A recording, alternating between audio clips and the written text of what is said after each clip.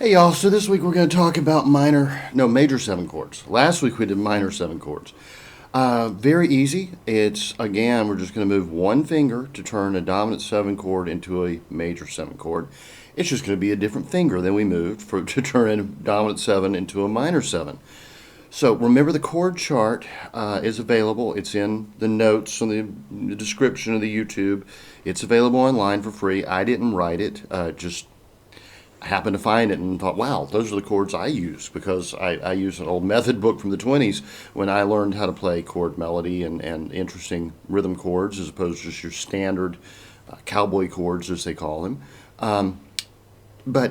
We have 4 dominant 7 chord arrangements, or shapes if you want to call them that. I prefer you learn the notes so you know how to alter the chord. I mean, if you're just learning shapes, you don't know how to turn a dominant 7 into a major 7 or a minor 7, much less a minor 7 flat 5, which would be the chord we talk about next week, which sounds really complicated, but instead of moving one finger, we move 2 fingers. It's actually really simple, and it will open up the neck of the instrument like nothing else for you, really.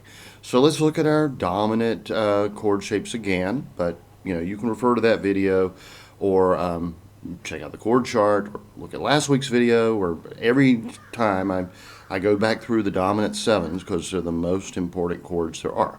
Okay, dominant 7s and majors. It's pretty much. You can play just about anything. So we find we're staying in the key of C because C has no sharps or flat in the scale.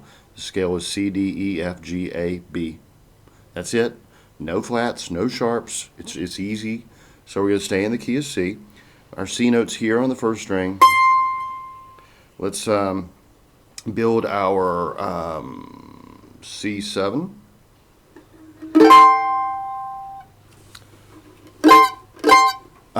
Like I always say, it's an awful sounding chord. It's far too high. We will take one note away from this and move it down here when we're actually playing. But anyway, let's start with C, G. Wait a minute. It's harder to do it than it's harder to talk about than it is to do it. So there's C, E, B flat, and C, G, B flat, E. C, G, B flat, E. Alright, now we'll just move it up to, with the E on the top. Remember, we're doing the same notes, just in different arrangements. And that's E, B flat, C, G. Alright, now let's go with the G on top. It's the 5th note of the scale. And that's G, C, E, B flat. And now we'll do it on the B flat, which is the flat 7 of the scale. B flat, I guess it's E, yeah. B flat, E, G, C. Alright, those are your full 4-note chords. Of course, we reduce these to C7 here with the C on the 2nd string. That's C, E, B flat. These are the chords I play more often, so the notes come to me a little quicker. With the E,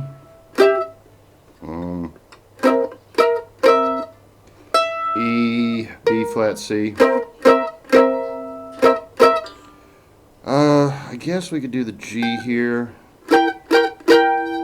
though I'd probably just go here, either way. And the B7, the B flat, or doesn't make a difference, because once you get up above about the 5th, 7th fret, these notes all start sounding the same. So you don't have to, you can play them any way you like. That's what it comes down to. I mean, your A here should be the same as your A here. Just pick the one that's more comfortable, or the one that sounds better for you, the one that's closest to you, the last chord you played, and you're not going to go wrong. So now let's just turn these 4 essential chord shapes. I'm going to use that word again, but like I said, I like you to know where the notes are. Into a major 7. All right, so C scale is C, D, E, F, G, A, B. and we've been using a B flat to do a dominant 7. Well, now we're just going to move it up 1 and do a B natural. So instead of playing the B flat, we play the B. These are chords you'll never hear in bluegrass or country music at all, unless it's Western swing. Used quite frequently in Western swing. The major 7 chord is usually used as a passing chord, even in Western swing, though, because it's somewhat difficult to sing along to. Okay, here's a great example. Pull up the old song, The Way You Look Tonight. I think Fred Astaire did the classic version of it, and listen to him sing it. And it's not just someday, it's someday. You know, it's got that raised note in there. Think about the way Willie Nelson sings, you know. Same thing through his nose. He likes to use some major 7 chords, or the natural 7 note quite a bit. That's what Roger Miller did that. There were a few, not very many, just a very few. I can't remember the guy that wrote Gonna Make Your Brown Eyes Blue. He used some jazz chords. Of course, Hank Sugarfoot Garland used some jazz chords. Some Don Gibson songs have some pretty, jazzy chords. But for the most part, this is a chord you're going to find mainly in jazz or classical music. And it's hard to sing along with it, but it's great to solo over. Horn players love major 7 chords. We're learning the major 7 chord because you might want to play some of those tunes, but mainly because it teaches you all the notes on the neck. And when we get into chord scales, we're going to play major 7s, minor 7s, dominant 7s, 7 flat 5s. And the reason for that is because you're essentially playing, say, the C major scale essentially on all 4 strings. The notes are the same as you go up. You can't do that with open chords. You can't do that with just a plain major, minor, or I guess diminished.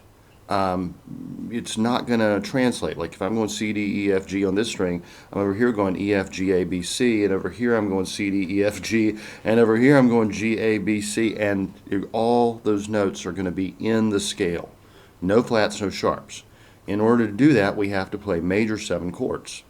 So let's see, how do we play a major 7 chord? Well, we'll go back to our C here, C dominant 7. And let's find the B flat.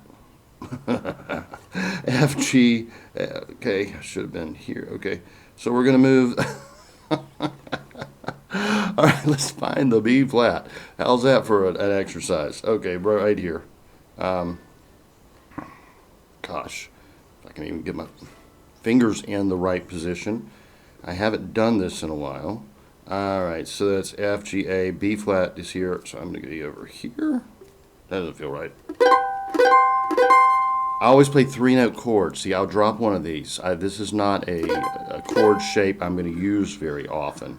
Ditto on the, this was much easier. With the 3rd note on top, the E, I'm just going to move my pinky up.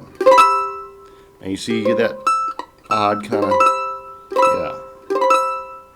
All right, we'll go back down here again, a little bit easier on the G. G on top for the dominant. I'm now going to move this finger up, so I'll just reverse my fingers. Not a great sounding chord, really, but it works. And actually, if I was playing this one, I'd probably just play the top 3 strings. But and let's see, where were we? That was G, and then that's the B flat. And of course, we're just going to move to here. You can hear how that would be a little difficult to sing with.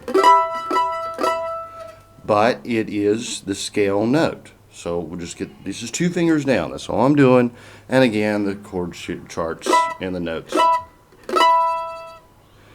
It's because that's a note that's going to work pretty well for chord melody if I need that B note. But if I'm playing rhythm, I'm probably going to just stick down here. I'm going to go with my old C7, drop that B flat down. I mean, move the B flat up like that. So much harder to talk about these things than just actually play them. So we got our 3-note C7 here. You know, remember C, E, B flat, I'm just moving the B flat to natural B. Now, if I'm singing a rhythm, if I'm playing rhythm while I'm singing, that's the chord I'm going for, without a doubt, without a doubt. Let's see, the E is here. I might do that. That sounds pretty good, actually. Remember, this is this 3 notes C7 chord. Move it up 1. Move 1 finger up 1 to get a major 7. And yeah, that's not a bad sounding chord.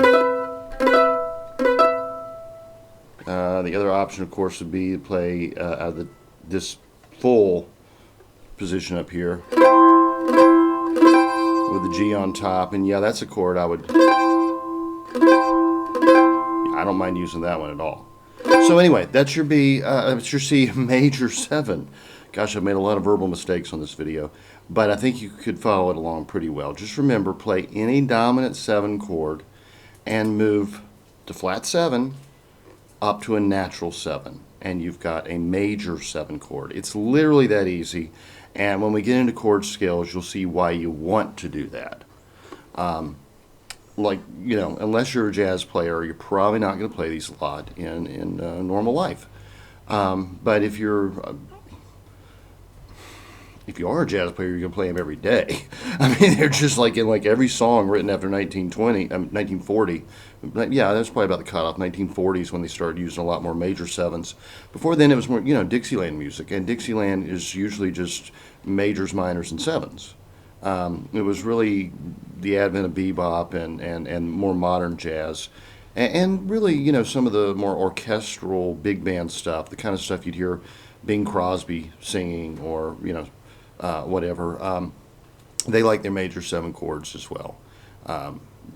Yeah, big band uses a lot of major 7s, but you'll definitely see when we get into chord scales why you need to use that, and it's because each note is moving up in order up the neck, each string, as we play our scale. So it's just the difference of going, C, D, E, F, G, A, B, C, D, E, F, G, A, B, C, to playing a full chord around those notes. Yeah, I hope I made that clear. And if not, the chord chart's in there, and if not, you can absolutely email me or just ask a question, and I'll try to be a little more clear. But yeah, remember, it's just moving 1 note or 1 finger up 1 fret. Find the 7th of the chord, of a dominant 7 chord, and move it up to a natural 7. Move your B flat to B for a C. That's it. And if you're playing a G chord, move your F to an F sharp. If you're playing an A chord, move your, what comes before A? G? Move your G to a G sharp. Anyway, y'all, have a good one. I'll talk to you next week.